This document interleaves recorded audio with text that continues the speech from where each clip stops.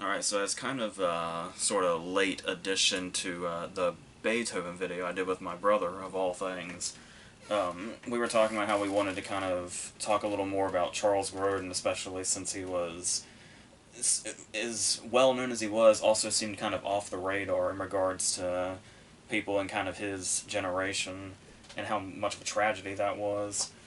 But the one that especially came up was this one, Midnight Run, of course. And so I kind of just wanted to touch on it ever since we lost Charles Grodin back in May, but we also recently lost Yaphet Kotto not that long ago, and Dennis Farina being in this also. And it's like there's so many reasons to revisit this anyway.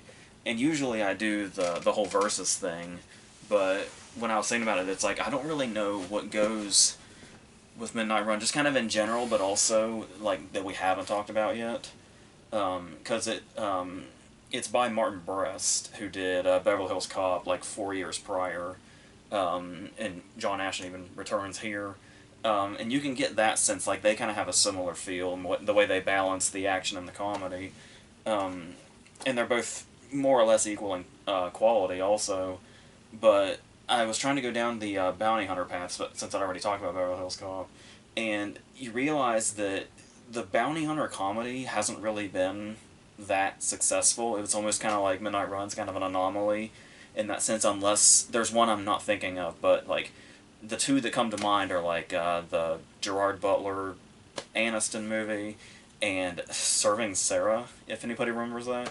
And it's like the bounty hunter comedy just typically doesn't seem to work, especially since they're probably trying to evoke this, and trying to evoke this is just going to make you fail miserably, because I think the really interesting thing about this movie is that it's so, like, when you just lay it down, like what it is, everything is so obvious. Like you've got a serious actor and a comedic actor, and you put them together, and they're running from cops and criminals, and they're complete opposites, and that whole thing. Like it sounds like you know it front to back. And the interesting thing is, on like a plot scale, you do know it front to back.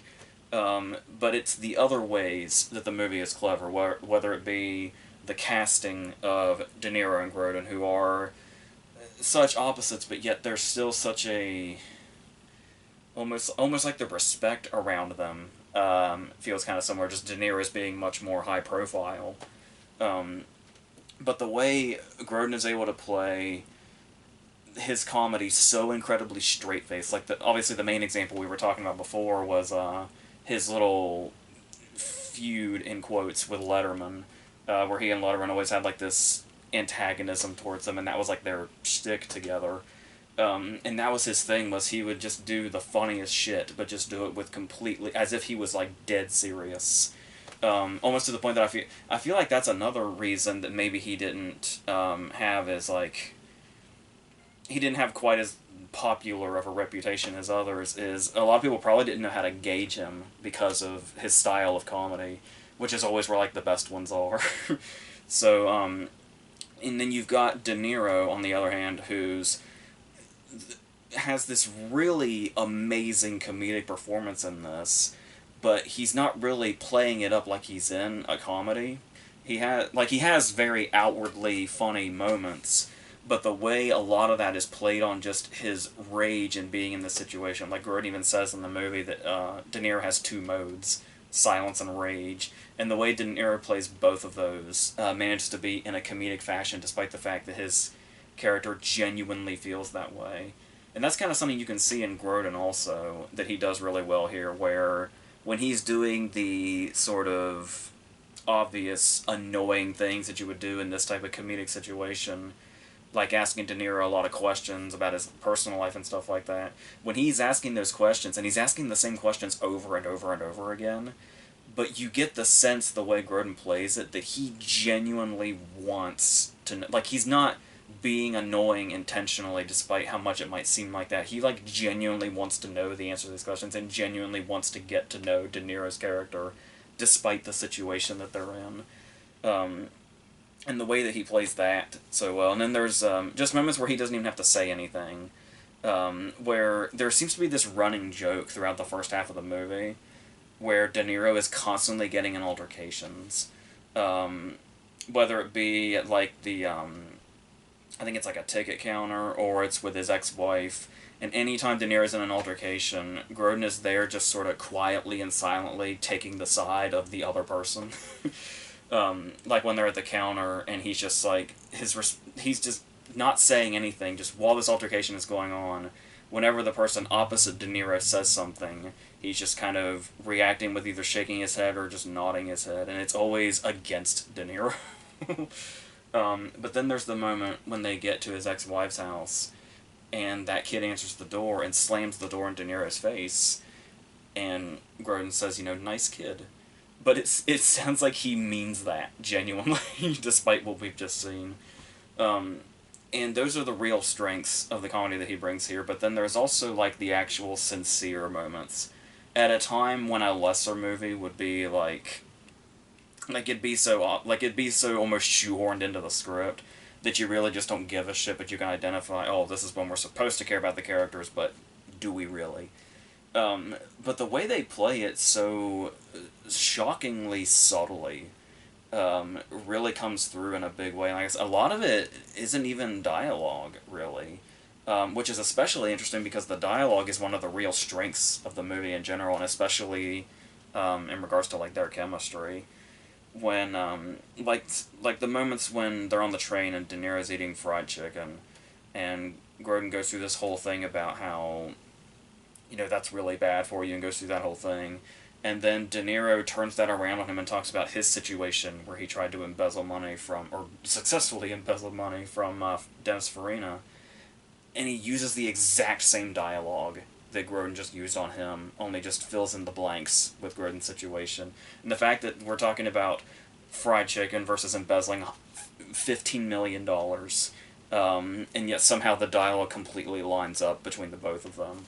And that's something that really helps also in like finding their wavelength, because clearly it's their casting and their chemistry that does that as well. But there's definitely a connecting factor in the dialogue that really helps also.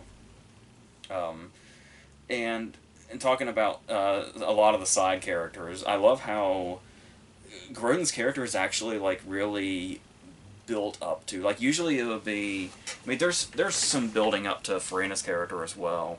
But when you think about a character like Grodin's, you would almost think, like, it's usually the more sinister in the shadows characters that are really, really built up to, but it's like, when you're watching the first 15 to 20 minutes of this movie, it's like we're meeting all the characters that are coming together to go after Grodin before we've even met him. So it's almost like there's this sort of building, and we've got Joe Pantoliano as his bail bondsman, we've got John Ashton as like the rival bounty hunter, we have Yaphet Kotto as the FBI guy, and all the mob guys and all the cops and all that, and just everybody is converging, and there's so many familiar faces in this also, and so many characters, and that helps like the flow and the pacing too, is we have so many different characters we can bounce back and forth between, and all of the characters, like there's never like a dull character, like there's never one where it's like, oh, this will be the portion where the movie kind of gets a dull spot until we get to the more exciting characters. It's like every character is like just as exciting as the others. I think Yaphet Kotto is probably one of my favorite characters in it, especially because he has such that way of he's just tired of everyone's shit, and things just constantly go south, and everything he gets is bad news. And there's that great moment when the script seems to almost defy expository dialogue or obvious dialogue that's usually in movies, just stuff that doesn't need to be there, but just usually is, because that's how lazy scriptwriters work.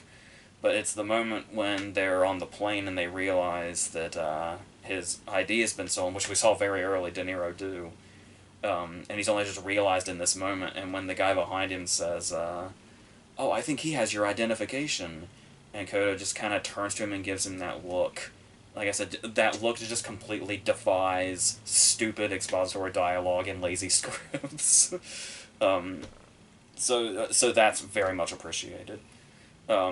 and there's in the way they find these like really absurd comedic situations, like when De Niro has to hide in the shower from the dog when he's arresting Grodin the first time, versus when there is like genuine action in it. Like the helicopter scene is amazing and would be right at home and like a straight thriller. And the shootouts that are in it, and even it's not really an action scene, but this whole gathering at the end, this whole like sting operation of sorts. All of this is like genuine thriller stuff in this movie that never forgets to be a comedy, and that's really like that tonal balance. Like I said, having this story that just seems so obvious and like you've heard it so many times before, and it's really the inner workings of it that make it feel like something wholly original. And I love that you can, because I feel like the argument has to be made all the time that it really doesn't matter ever if your plot is cliche, because there's so many plots that we've seen over and over and over again, and oftentimes it'll be the lazy route, and they'll hit all the beats and have all the obvious dialogue and maybe bland characters or something, or characters we've seen before. And it's like this is like a whole outline of we know it from beginning to end, but just everything is sort of, like I said, it's predictable and unpredictable at the same time. Like you know the direction in which a character is going to go, but you never know what they're going to say on their way there, which is really sort of fun and thrilling in movies like this.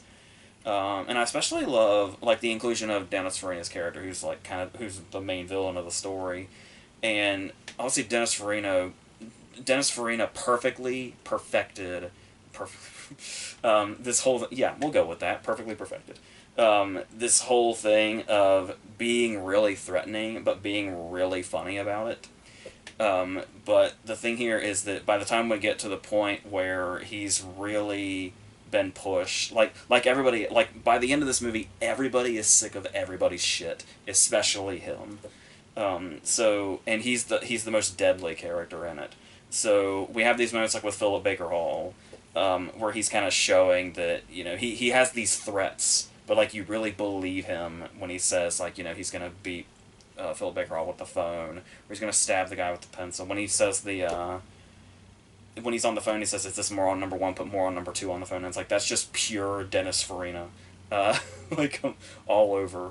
But then we get this moment where he's in the back of the car with Grodin, and he says, "After I kill you, I'm going to kill your wife," and it's like really genuinely sinister. Like he goes actually into full villain mode with no trace of comedic subtext there. And it's just this brief moment where, like I said, the movie still never forgets it's a comedy, but it's able to take just those little moments briefly and just hit you with something real, and then it goes on. And a lot of those real moments come from the friendship that's kind of happening between De Niro and Grodin as it continues to go on, particularly when they're on the train, which is another great moment for De Niro when you talk about the balance of what he has when Grodin closes the door and says, "Hey, I'll see you in the next life," and De Niro manages to climb in from the other side, and the way he comes in cackling and says, "Hey, I guess this is the next life," and then in the same shot, there's no cut. He goes straight from the big comedic face, the big comedic moment, to slamming Grodin against the wall and going full real rage. But once again, still, because of that, even though the rage is so potent and real, that makes it even funnier while it's happening. And that's where the whole chemistry between the two of them like really finds its stride in those scenes like that, and that's what a lot of the movie is really.